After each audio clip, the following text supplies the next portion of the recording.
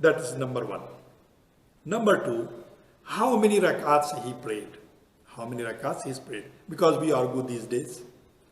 He prayed, it was the 20 rakats or 30 rakats or 40 rakats or whatever rakats or 8 rakats or 12 rakats. So according to one of the narration, which is in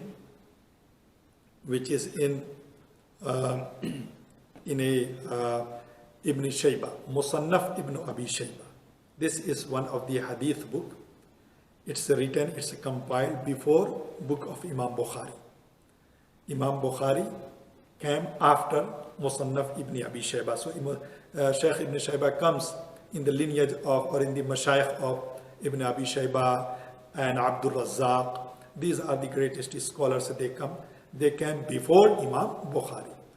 So Musannaf Ibn Abi Shayba, this is a book of hadith and the athar and the fatawa, meaning it has the statements of the Prophet sallallahu ta'ala alaihi wasallam, and also it has the fatawa and opinions of Sahaba radiallahu ta'ala, and also Tabi'in radiallahu ta'ala. So mashallah, good book of hadith where you can find many narrations and many statements of the Prophet alayhi salam and Sahaba and Tabi'in and their students as well. So this is Musannaf Ibn Abi Shayba. So there is a hadith in Musannaf Ibn Abi Shayba, or there is a riwayah. According to that riwayah, Rasul sallallahu ta'ala alayhi wa sallam prayed 20 rakats in Ramadan. كان يصلي في رمضان 20 ركعة والوتر. He used to pray 20 rakats and the witr. So this riwayah is in Musannaf Ibn Abi Shayba. Based on this riwayah, Imam Azam Abu Hanifa said Tarawih has to be 20 rakats. Tarawih has to be 20 rakats. But Imam Malik has the different opinion. He has the different riwayat. And based on, or for Imam Malik, there is a ruling. Amalu Ahlil Madina, which is interesting. This is interesting. You should know how we, the scholars, we abstract or subtract or the masail or the issues. How someone says this is jaiz, najaiz, this is permitted, this is allowed, this is not allowed. How we say, it's not simple to say this is permitted, this is not permitted. No, there are 4 basic sources. Quran, hadith of the Prophet alayhi salam, then ijma, then qiyas.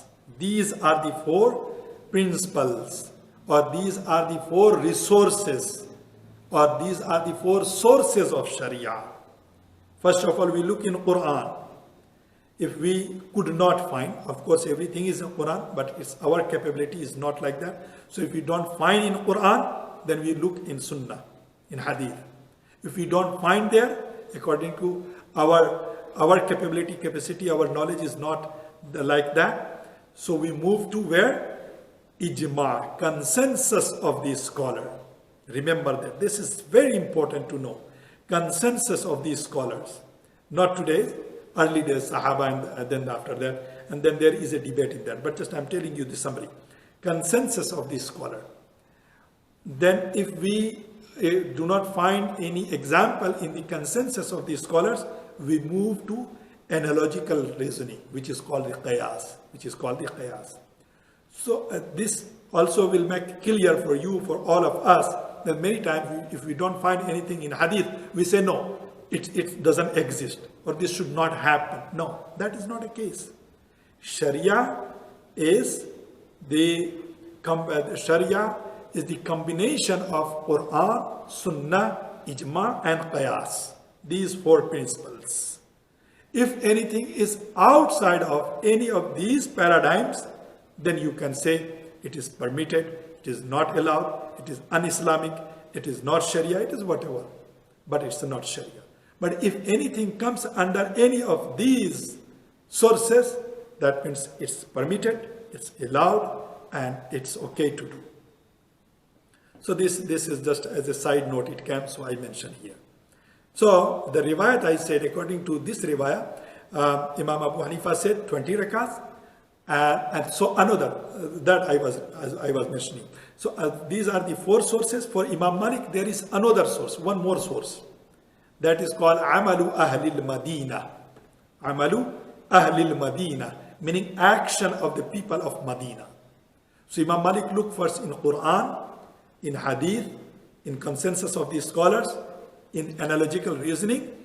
If nothing there, so before even that, somewhere he puts this another principle, actions of the people of Medina. How people of Medina are acting at the time of Imam Malik radiallahu ta'ala. Imam Malik was in 1st century, around I think 89. He born in 89 after Imam Azam, Abu Hanifa radiallahu ta'ala. Abu Hanifa born in 80 Hijri and he born in 89 Hijra.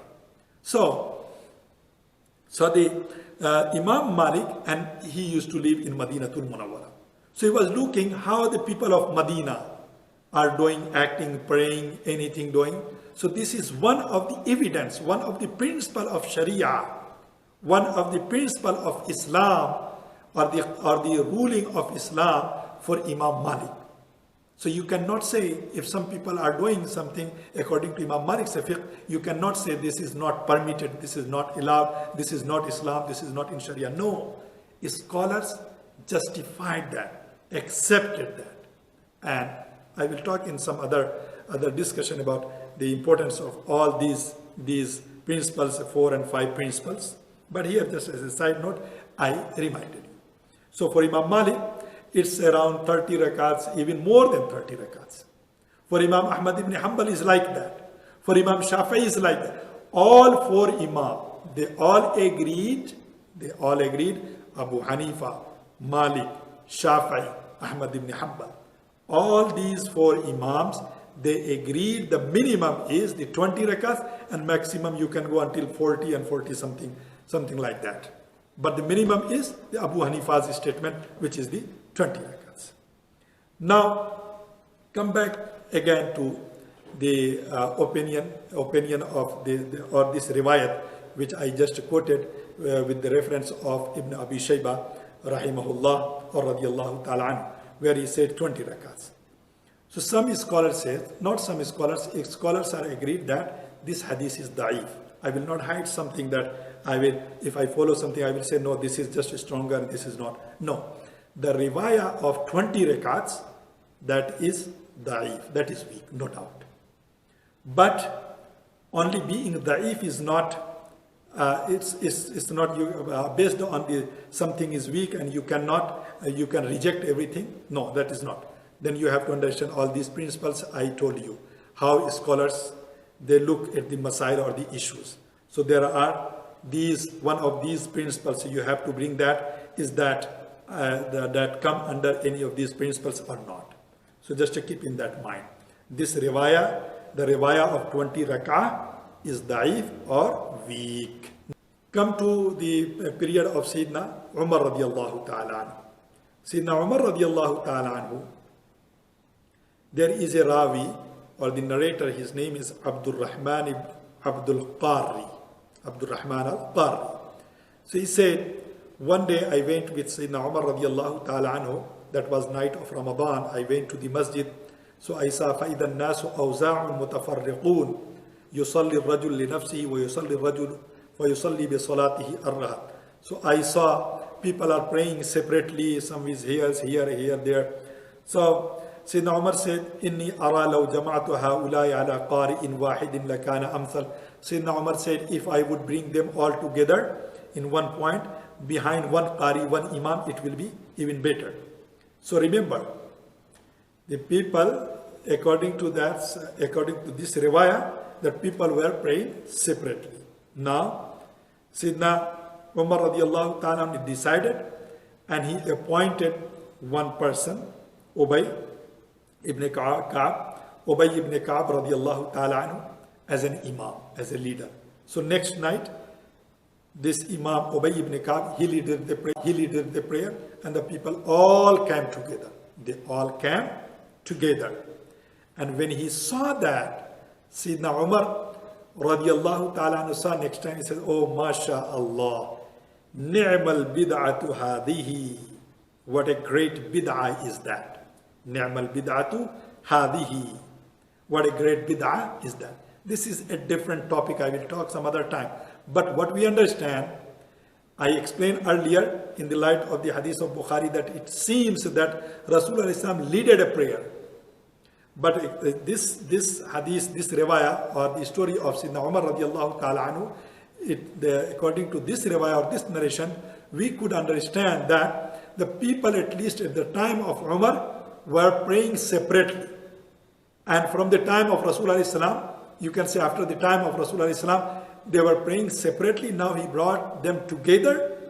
So it did not happen before Umar. So that's why it says the new bid'ah, it's a new thing, but it's still okay. It's a good thing.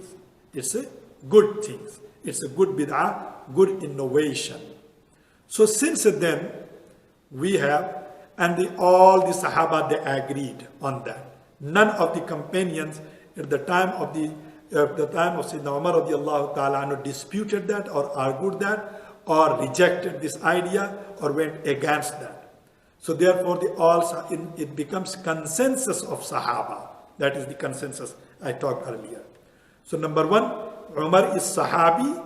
Number two is the consensus of Sahaba. So the 20 rakats, and then he brought them and they all prayed 20 rakats. They all prayed 20 rakats.